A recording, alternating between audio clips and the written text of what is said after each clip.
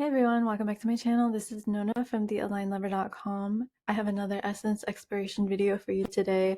I am attempting to tackle the often misunderstood ethereal essence, so let's get to it. Now, note that I am trying to isolate the angelic or ethereal essence, so I'm not going to be accounting for all of the different essences that our these subjects possess. And note that people have multiple strong essences, and you can shift how strongly they are perceived based on styling or even mood, because mood affects your demeanor through mannerisms, gestures, your overall presence, and that factors quite heavily into essence typing. Also note that this reflects my understanding of the ethereal essence, which was coined by John Kitchener. Unlike other essences, which are common amongst many systems, like dramatic, gamine, romantic, this one is more of his, so I am trying to stay close to confirmed source material I can find online. But I will be trying to contribute some of my understanding by discussing possible ethereal or angelic typing in the later half of this video. And as always, if you have particular celebrities in mind, or want to request a specific essence combination to discuss, let me know in the comments. Alright, so what is the ethereal or the angelic essence? So according to John Kitchener, this is the most yin essence. So a quick note on that. In any yin-yang based styling system, yang is always going to be projected outwards. It's going to be more bold, flamboyant, theatrical, whereas yin is more introverted, magnetic. It pulls energy inward towards itself. It's more receptive. So with this uber yin angelic essence, we have a very contemplated, meditative, kind of magnetic beauty that is kind of connected to a higher source. They're like in two worlds at once, and they have this airy, cosmic, otherworldly quality. Their signature shape or feature, I guess, is that elongated S-curve, which I think is really accurately symbolized by the tendrils of smoke that waft up from smoking incense. And to me, this image is very spiritual and meditative, and I think it symbolizes the ethereal essence quite well. We have that, spiritual quality, the delicate wasping or wisps of smoke, and it's floating upwards into the heavens. And at a risk of gatekeeping, this is quite a rare essence. Alright, let's look at some confirmed ethereal examples. These women don't necessarily have only ethereal essence, but it's quite prominent. Daryl Hannah, Bryce Dallas Howard, Tilda Swinton, and Vanessa Redgrave. They all have that subdued coloring, gentle contrast between their skin and hair and eyes. They have that delicate, elongated curvature to their bone structure. And if you watch interviews of them, it becomes very apparent that they have a soft, otherworldly aura, like they're tapped into another realm. And the softness is very opposite to the boldness and theatricality of dramatics like Cher or Bonnie Aarons, who I mentioned because their elongation and magical appearance might make you think of ethereal, but their kind of magical flavor is more earthy, sorceress, fairy tale, and less monastery, meditative, contemplated alien beauty, if that makes sense. Alright, let's go a little deeper and include more examples, including some males and an historical figure. So we have lookalikes Bryce Dallas Howard and Jessica Chastain, Gwyneth Paltrow, and Mitsuko Uchida. And for the men, we have Benedict Cumberbatch, Simon Rattle, Carol Stricken, and the historical figure of Anketen, and the opera singer who plays him, pictured next to him. Very otherworldly. Now, let's compare these figures to Liv Tyler, who I think a lot of people automatically assume is ethereal because she played Arwen so beautifully in Lord of the Rings. But according to Kitchener, she only has 10% ethereal essence. And taking a closer look, we can see that Liv has more of that earthy sensuality and youthfulness to her look. She looks more like a fairy tale princess fairy rather than otherworldly alien monastery goer. That's the best I can do to describe the difference. Alright, more importantly, let's look at some actual style choices, because the whole point of breaking down essences is to find the appropriate or corresponding style choices that enhance that essence. So with the ethereal, we have a lot of low contrast, subdued colors, shimmering gossamer fabrics, elongated, softly sweeping, cascading lines. It's elegant, mystical, mermaid-like, otherworldly.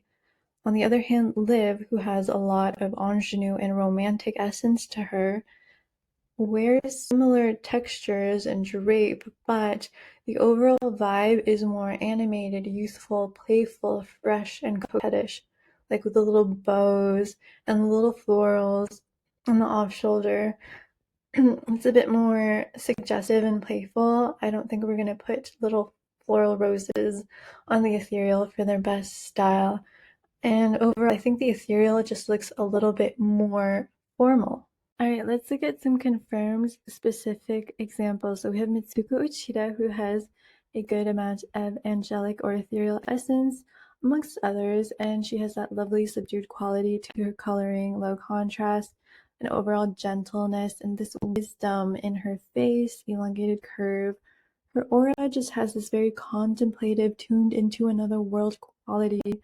And in terms of style, she looks beautiful in these fine textures, gossamer fabrics, cascading curves that gently catch and diffuse the light. And she looks like a very delicate, refined, elegantly curved lily. It's beautiful and yin, but it's not voluptuous like a rose or exotic like an orchid.